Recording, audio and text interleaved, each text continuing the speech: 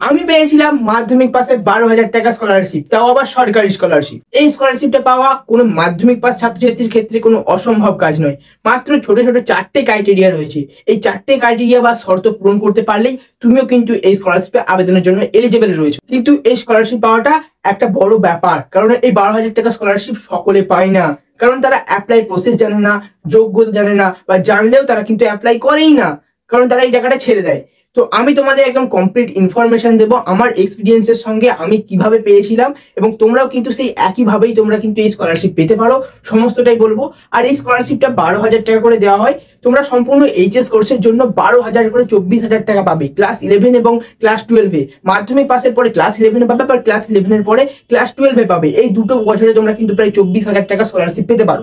তো প্রথমেই বলে দিই, যারা যারা চাও যে এই স্কলারশিপটা পেতে এবং এই স্কলারশিপ থেকে টাকা পেয়ে নিজেদের একটা ছোটখাটো স্বপ্ন পূরণ করতে বা নিজের পড়াশোনা খরচা নিজেই চালাতে, তারাই কিন্তু এই ভিডিওটা সম্পূর্ণ দেখবে। যারা চাইছো যে তাদের টাকা দরকার নেই, বাবার অনেক টাকা রয়েছে, তো তাদের ক্ষেত্রে ভিডিওটা দেখার কোনো দরকার নেই। যদি তুমি মিডিল ক্লাস ফ্যামিলি থেকে বিলং করো তাহলে অবশ্যই দেখবে, কারণ এই সমস্ত স্কলারশিপ তোমাদের পড়াশোনার ক্ষেত্রে অনেকটাই হেল্প করবে, তোমার পড়াশোনার ক্ষেত্রে অনেকটাই মোটিভেশন দেবে। চলো বেশি না বকে শুরু করা যাক। প্রথমেই বলি যে এই স্কলারশিপটার নাম Swami Vivekananda merit cum means scholarship. হয়তো তোমরা তোমাদের দাদাদের কাছে এই নামটা শুনেই থাকবে যে SBMCM স্কলারশিপ বা স্বামী বিবেকানন্দ স্কলারশিপ। এই স্কলারশিপটা পশ্চিমবঙ্গ সরকার থেকে ছাত্রছাত্রীদের উচ্চশিক্ষা গ্রহণের জন্য দেওয়া হয়।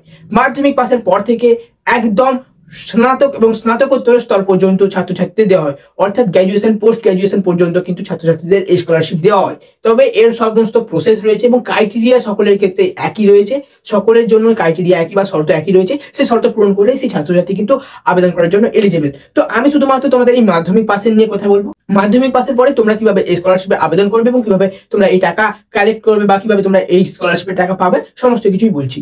এই স্কলারশিপ পাওয়ার জন্য ছাত্র বা ছাত্রীকে অবশ্যই মাধ্যমিকে 60%, অর্থাৎ 420 নাম্বার পেতে হবে। 60% থেকে 0.01% কম পেলেও হবে না, অর্থাৎ তুমি 59.99% পেলেও কিন্তু এই স্কলারশিপে আবেদনের জন্য যোগ্য নয়। 60% বা তার বেশি, 60% পেলেই তুমি কিন্তু স্কলারশিপ পেয়ে যাচ্ছ। আর এরকম তো কোনো কোথাও বলা নেই যে 60%-এর বেশি তুমি পেতে পারো না, তুমি তো পেতেই পারো। সেক্ষেত্রে সর্বনিম্ন হচ্ছে 60% নাম্বার পেলেই ছাত্র বা ছাত্রী বা তুমি অ্যাপ্লাই করতে পারবে মাধ্যমিকে, যদি তুমি 60% নাম্বার পেয়ে থাকো। 60% মানে হচ্ছে 420 নম্বর। সেক্ষেত্রে তুমি যদি 419 নাম্বার পাও, সেক্ষেত্রে এলিজেবল নয় এই স্কলারশিপ পাওয়ার জন্য। অবশ্যই তোমাকে 420 নাম্বার পেতেই হবে। তো এর পরবর্তী প্রসেসগুলো কি রয়েছে জেনে নেওয়া যাক। এর পরবর্তী প্রসেস, মাধ্যমিকে যখন রেজাল্ট বেরোবে তার মার্কশিটটা কালেক্ট করে রাখা। মাধ্যমিকের রেজাল্ট যেদিন বেরোয় সেদিনই অথবা তার পরের দিনেই কিন্তু তোমাদের স্কুল থেকে তোমাদের এই মাধ্যমিকের মার্কশিট সঙ্গে একটা সার্টিফিকেট, মাধ্যমিক পাসের সার্টিফিকেট বা ম্যাট্রিক পাসের সার্টিফিকেট দেওয়া হয়, সেগুলো তোমাদেরকে কালেক্ট করে নিতে হবে। এর মধ্যে তোমার মার্কশিটটা লাগবে, মার্কশিটটা তোমাদেরকে স্ক্যান করে আপলোড করতে হবে। এই স্কলারশিপের পাওয়ার জন্য অবশ্যই ছাত্র বা ছাত্রীকে বা তোমাকে পশ্চিমবঙ্গের স্থায়ী বাসিন্দা হতে হবে।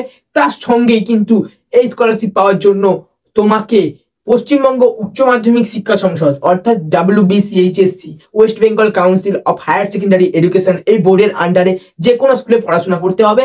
10+2, অর্থাৎ ক্লাস 11 এবং 12, অর্থাৎ এইচএস কোর্সের জন্য তোমাকে পড়াশোনা করতে হবে। এরপরে শেষ ক্রাইটেরিয়া কি রয়েছে এই স্কলারশিপ পাওয়ার জন্য?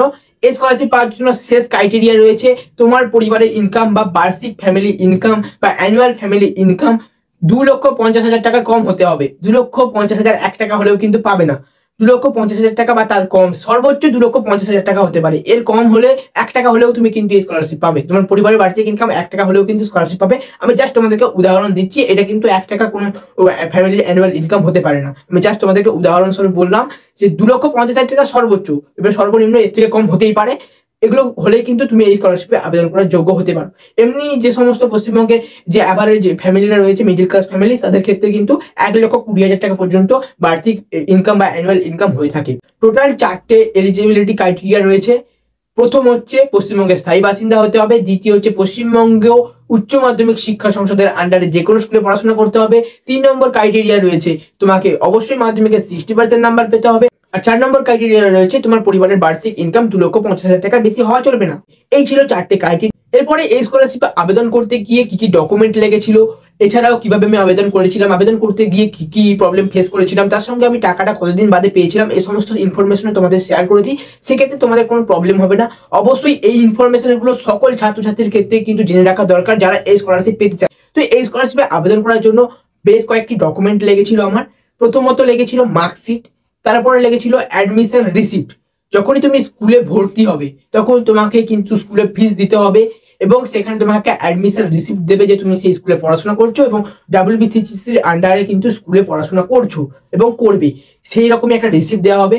অথবা যারা ফিস পেমেন্ট করে, বেশিরভাগ স্কুলে ফিস পেমেন্ট করার পরে যে রিসিপ্ট দেয় সেটাই কিন্তু এই অ্যাডমিশন রিসিপ্ট বলে বা অ্যাডমিশন রিসিপ্ট নামেই পরিচিত।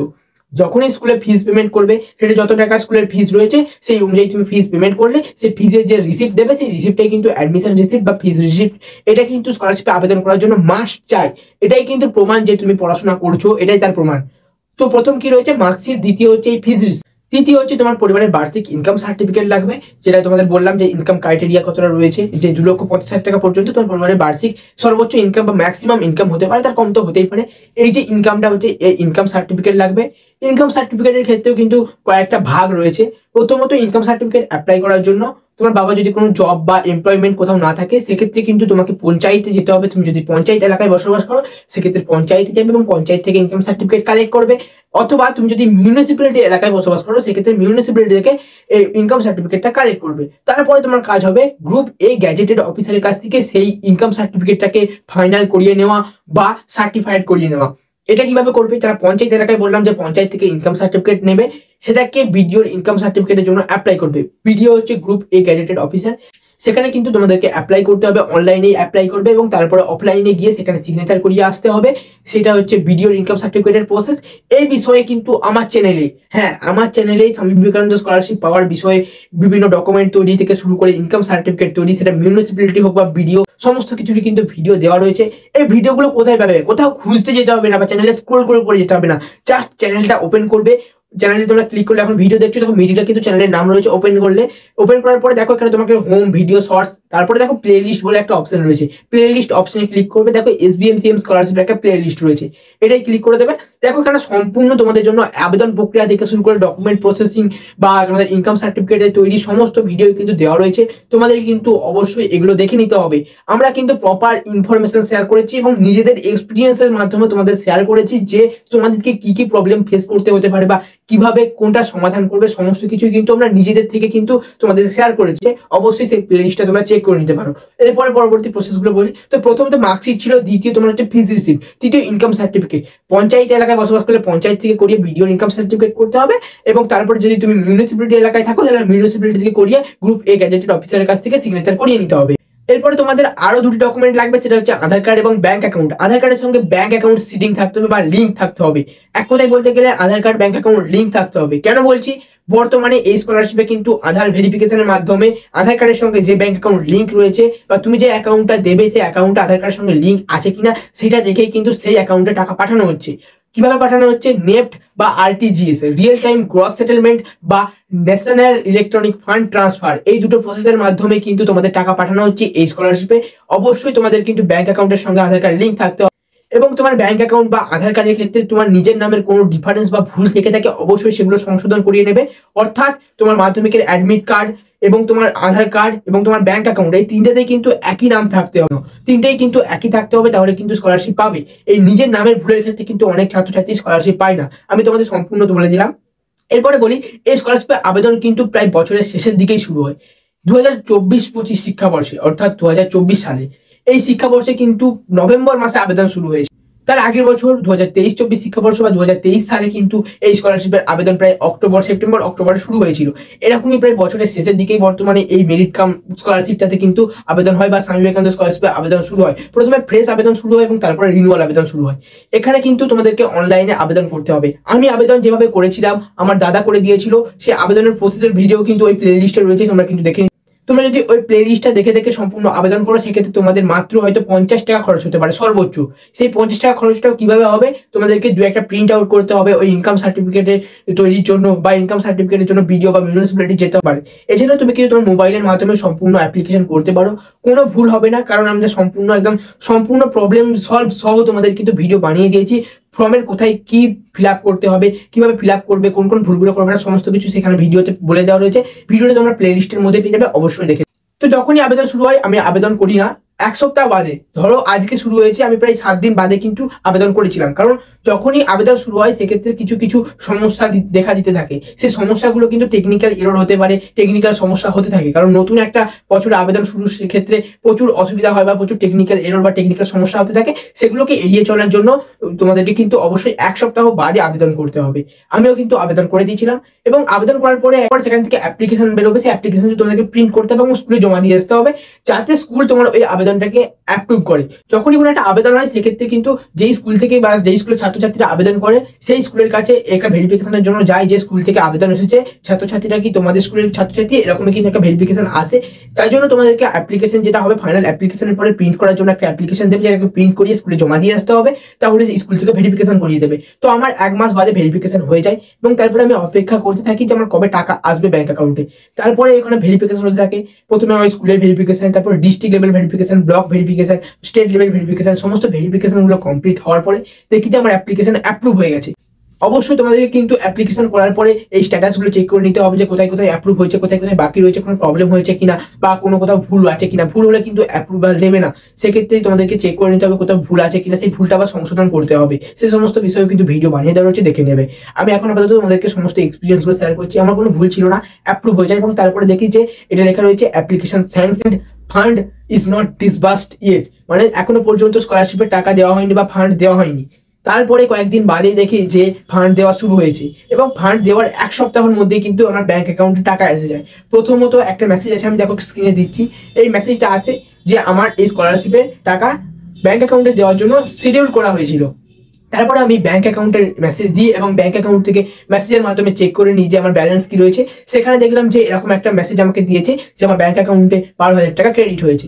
তো এই ছিল আমার সম্পূর্ণ প্রসেস। আমি তোমাদের সম্পূর্ণ এক্সপিরিয়েন্স শেয়ার করলাম, কি কি ডকুমেন্ট লাগবে সমস্ত কিছু শেয়ার করলাম, এবং তোমরা কিভাবে স্কলারশিপে আবেদন করবে সেই সমস্ত বিষয় কিন্তু ওই প্লেলিস্টটা চেক করে নেবে।